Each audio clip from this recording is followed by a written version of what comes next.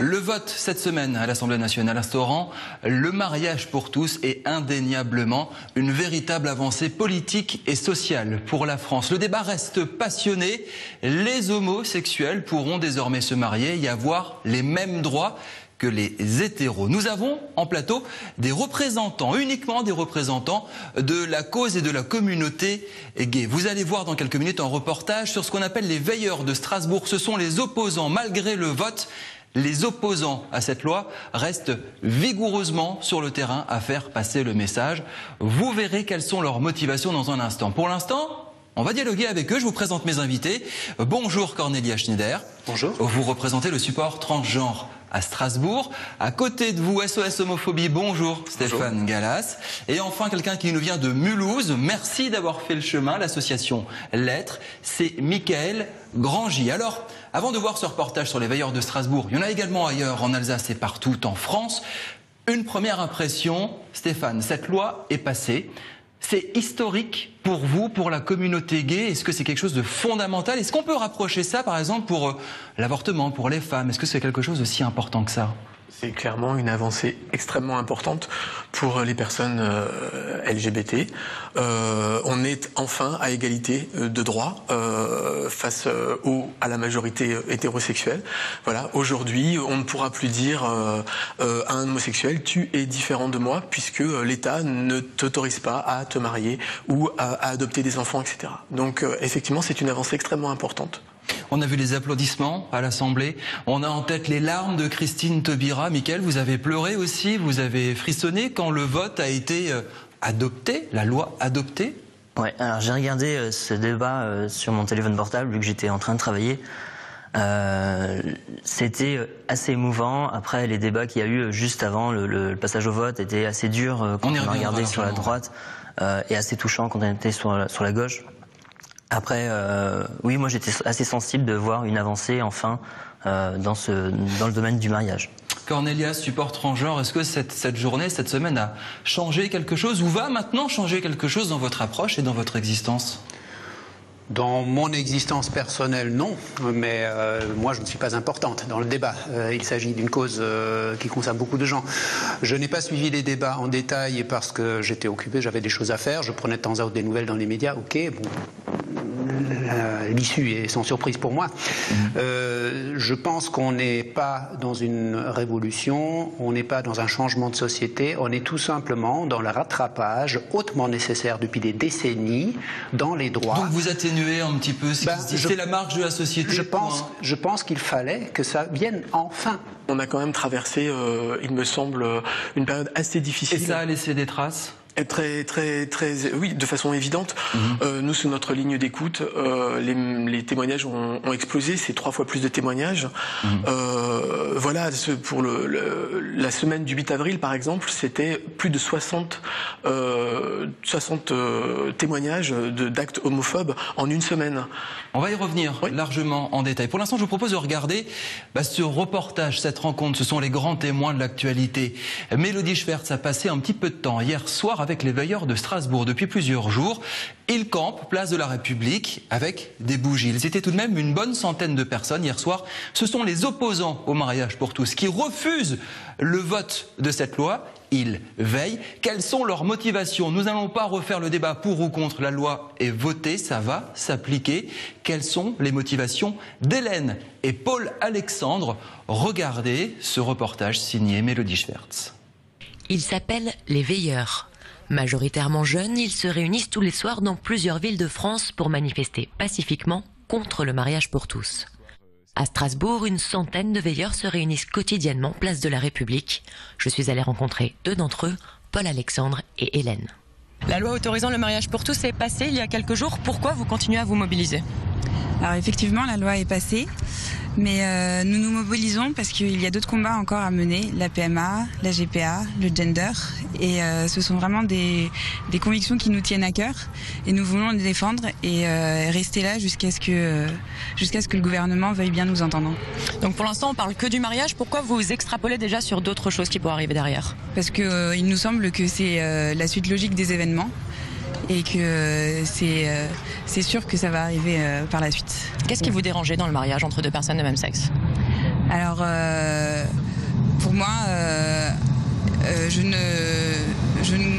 pas du tout que deux personnes de même sexe ne peuvent pas apporter beaucoup d'amour à leurs enfants. C'est pas du tout ça ce qu'on défend. C'est juste qu'on pense que pour qu'un homme ou une femme se construise et se construise vraiment profondément et en tant que tel, il faut qu'il y ait un homme et une femme qui les éduquent. Donc c'est le modèle familial qui pourrait changer, qui vous pose problème? Oui, effectivement. Donc si on vous avait aujourd'hui dit que le mariage pour tous serait passé, mais que l'adoption derrière ne passerait pas, est-ce que vous auriez pu être d'accord juste pour le mariage, si on vous avait assuré que l'adoption ne passerait pas derrière? Alors effectivement, c'est une question que je me suis posée. C'est vrai que je n'ai aucun problème à imaginer une union pour deux personnes de même sexe. Par contre, je ne suis pas d'accord pour le mariage, étant donné qu'en France, la loi dit qu'à partir du moment où deux personnes se marient, il y a filiation par la suite. Donc ce n'est pas possible en fait que la loi pour le mariage et pour l'adoption soit dissociée. Est-ce qu'il y a aussi une question de religion dans votre combat? Pas du tout. Absolument pas. Ni religion, ni politique. D'accord. Vous êtes vraiment tous de profils, d'horizons différents? Voilà, exactement. Il y a des étudiants, il y a des personnes âgées, il y a vraiment de tous les horizons, des pères de famille, des mères de famille, des personnes célibataires. Voilà. Paul Alexandre, est-ce que vous êtes homophobe? Absolument pas. Nous sommes là pour dénoncer la violence aussi bien contre les homosexuels que contre les anti-mariages gays, comme on les appelle. On n'est absolument pas là pour cristalliser le débat, un débat de violence contre les homosexuels, absolument pas, vraiment pas. Et d'ailleurs, certains homosexuels rejoignent notre mouvement, vraiment absolument pas homophobe. Donc qu'est-ce qui vous dérange finalement dans le mariage pour tous? Écoutez, c'est une question qui est intéressante. D'abord, je vais vous parler en juriste parce que je fais des études de droit. Le mariage est fondamentalement lié à la filiation. Ce qui nous dérange, c'est pas forcément que deux personnes de même sexe s'aiment. Au contraire, l'amour est toujours une belle chose. Ce qui nous dérange, c'est que nous pensons que les enfants ont besoin de l'altérité des sexes pour se construire. Et donc, voilà, on est exactement ici pour ça, pour dénoncer sans violence le fait que cette loi pourrait déconstruire des enfants. On a un petit peu peur pour l'avenir, c'est vraiment pour ça qu'on est ici. Dans votre famille, dans vos proches, tout le monde pense comme vous ou c'est vraiment une opinion que vous avez à part? Non, écoutez, moi je dirais que c'est 50-50 dans les gens qui m'entourent. Écoutez, évidemment, dans mes amis à la fac de droit, il y en a qui sont pour. Écoutez, honnêtement, je me suis brouillé avec certaines personnes, mais la majeure partie du temps, sans cristalliser le débat, on arrive très bien à discuter, à expliquer, et moi je respecte les personnes qui ne sont pas d'accord avec moi. Les personnes qui ne sont pas d'accord avec moi me respectent la plupart du temps. C'est ce que je trouve bien. Nous avons vraiment pas envie de cristalliser le débat sur des tensions de violence et d'homophobie. C'est pour ça qu'on est rassemblés ce soir. Donc là, on vous voit tous avec les bougies, les banderoles. Qu'est-ce que ça représente justement ce rassemblement un petit peu silencieux, assis par terre avec des bougies? Il y a une signification derrière? Oui, tout à fait. La première signification, c'est l'espérance. Écoutez, vous voyez qu'il y a de nombreux jeunes ce soir, comme tous les soirs. Le mouvement a été lancé par des jeunes. Voilà, on sait qu'on a un rôle à jouer pour notre société, pour notre avenir, l'avenir de notre propre avenir, mais l'avenir de nos enfants, l'avenir de tous les enfants de France. À partir de là, voilà, on a décidé de nous réunir de manière non violente. C'est vrai qu'on avait une très belle image de Gandhi ou de Martin Luther King qui défendait la non-violence. Ça nous a beaucoup touchés. Quand les veilleurs parisiens se sont lancés là-dedans, on a décidé de faire la même chose à Strasbourg. C'était vraiment un accord immédiat en fait. On s'est dit que c'était vraiment une belle action et qu'on pouvait se lancer comme ça, mais serein vraiment. Donc je répète le mot d'ordre: espérance, calme, détermination. Et le mouvement est loin d'être fini? Le mouvement est loin d'être fini, tout à fait. Le mouvement prend de l'ampleur. Un groupe de veilleurs s'est également créé à Célestat. Et malgré la pluie annoncée, tous assurent qu'ils seront encore là dans les prochains jours. Michael, les veilleurs de Strasbourg, les veilleurs de Célestat, les veilleurs de Paris, Lyon, Bordeaux, Toulouse, Brest, vous en pensez quoi? Cette veille permanente des opposants qui ne relâchent pas la pression. Je ne sais pas quoi trop penser de ces marches, de ces veilleurs, de tous ces gens qui restent dehors pour combattre une loi, combattre un fait, combattre une avancée aussi pour certaines personnes. En plus, le débat a bien montré que c'était l'accès à des droits pour une certaine catégorie de personnes, mais ça n'en enlevait pas à d'autres. Donc le débat a été bon. Maintenant, je pense qu'ils vont rester encore quelques jours. Mais à terme, ça va s'essouffler et puis... Il y a ce recours au Conseil constitutionnel, ça vous fait peur? On dit que ça va de toute façon passer. Le Conseil constitutionnel, de toute façon, est là pour voir si la loi est applicable et si elle est correcte par rapport à la loi. Normalement, un gouvernement, une assemblée nationale travaille avec le Conseil constitutionnel, donc il ne devrait pas y avoir de risque de rejet non plus. Qu'est-ce que ça change pour les transgenres ? Rien. Non, c'est pas tout à fait vrai. Mais ça change des choses très différentes de ce qu'on peut peut-être penser. La problématique par rapport au mariage des trans est multiple et très différente de celle des personnes homosexuelles mais qui ne sont pas trans. Pour les trans, il ne s'agit très souvent pas du tout, bon ça peut arriver, mais c'est pas prioritairement une question d'accès au mariage, mais plutôt de pouvoir rester marié. Parce qu'on demande quand même actuellement en France aux personnes trans qui voudraient changer d'état civil, ce qui est une procédure très compliquée et très discriminatoire, de divorcer si elles sont mariées, parce que justement le mariage ne peut pas jusqu'ici exister entre deux hommes ou deux femmes. Maintenant que ça peut. Maintenant ça peut continuer, donc ces personnes ne sont plus obligées de divorcer. Et j'espère que maintenant, après ce grand acte légal et législatif, on passera aussi aux choses importantes qui sont là, par exemple la lutte contre toutes les discriminations qui sont basées sur l'oppression du genre. Les droits égaux des femmes qui ne sont pas du tout en place, ni en France ni ailleurs, et plein d'autres choses aussi, et les trans en font partie aussi. L'oppression du genre, est-ce que vous vous êtes senti oppressé, stigmatisé, peut-être plus que d'habitude avec ces, 2-3 mois de débat, même plus qu'il y a eu autour de cette loi mariage pour tous. Vous l'évoquiez tout à l'heure, le nombre d'actes ou d'attaques homophobes avait fortement augmenté rien qu'en une semaine. Racontez-nous.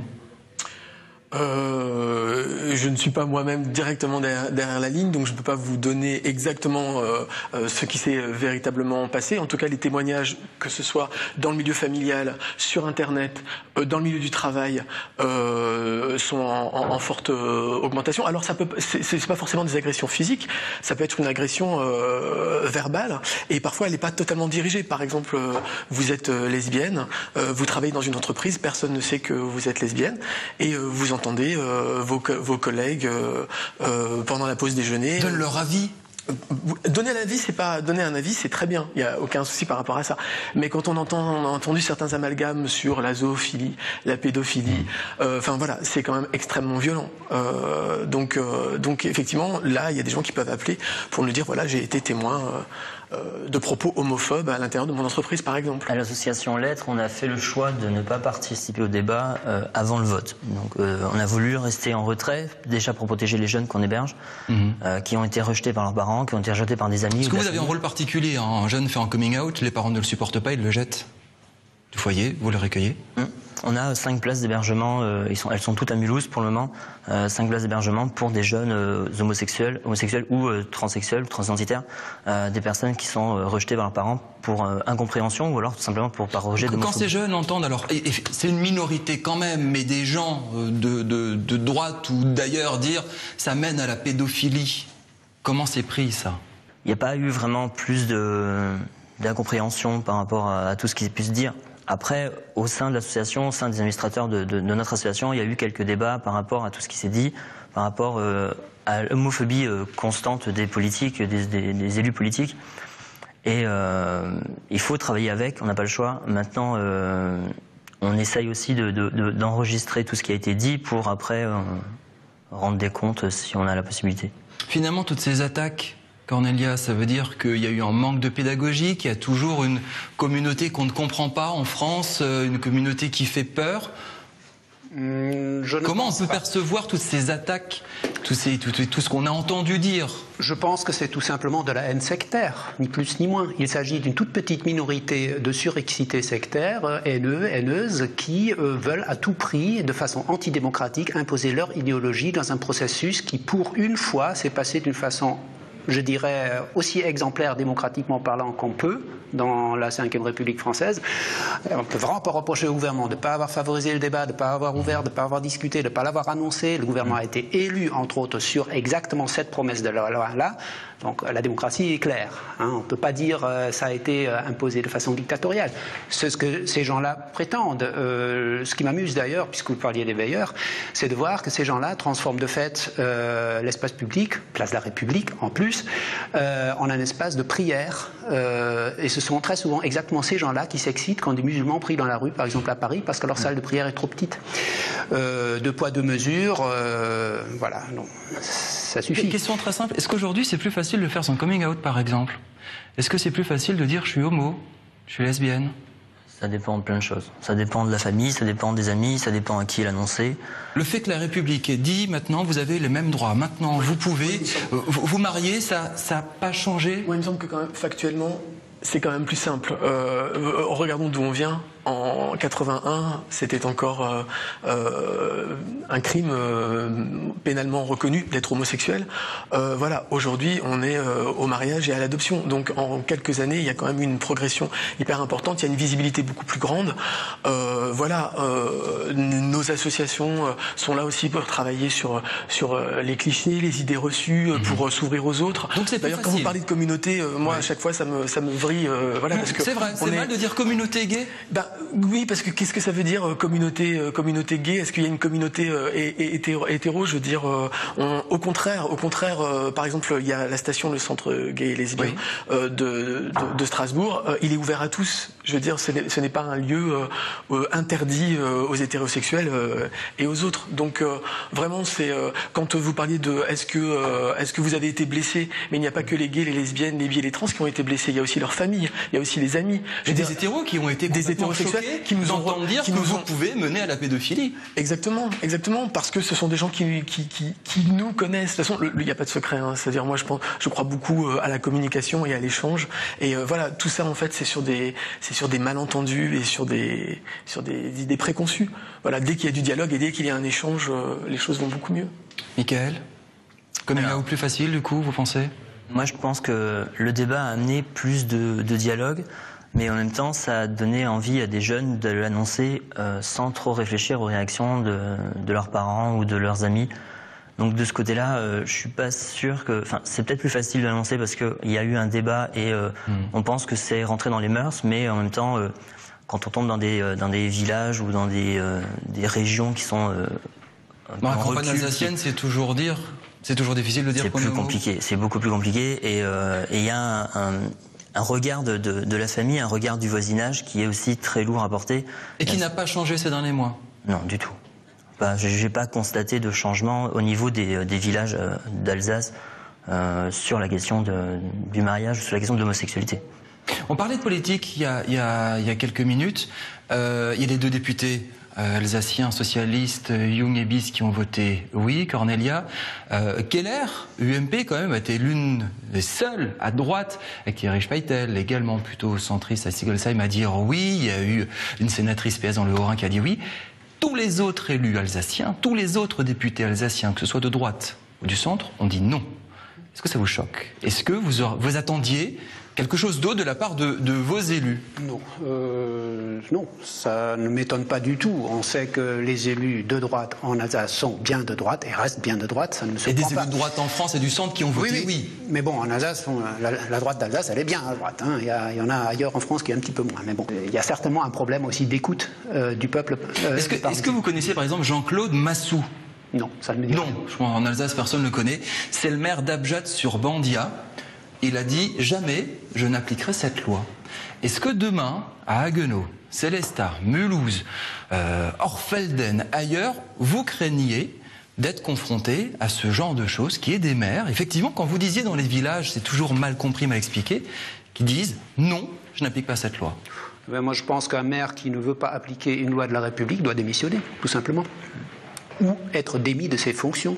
Les 6000 ou je ne sais pas combien de maires qui ont signé qu'ils n'appliqueraient jamais cette loi, enfin en tout cas pas personnellement, ce sont des gens qui n'ont rien à faire dans le cadre des responsabilités de cette République.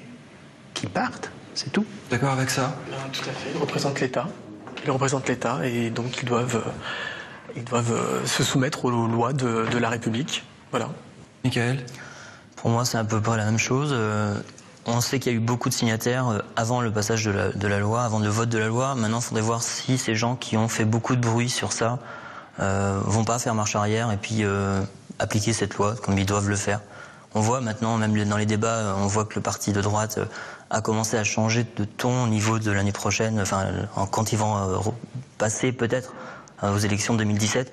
Ils ont dit on va plus annuler cette loi, on va juste la réécrire. Donc ils sont déjà plus dans le même discours d'annulation de la loi sur le mariage, juste de la réécrire. Dernière question, j'ai lu un article sur Internet qui m'a fait beaucoup rire. Est-ce que vous avez mesuré les conséquences du mariage? Oui. Vous tapez la belle-mère. Il y a 2-3 articles là-dessus plutôt drôles, où en disant, mon Dieu, maintenant je vais me marier avec mon copain, ma copine, et je vais devoir supporter la belle-mère. Enfin, on fait un peu ce qu'on veut du mariage. C'est-à-dire que voilà, chacun sa vie. Enfin, le mariage ne comporte pas toutes ces étapes obligatoires du dimanche familial. Voilà. Merci beaucoup d'avoir participé à ce débat pas très cathodique. Donc, retour sur cette loi mariage pour tous.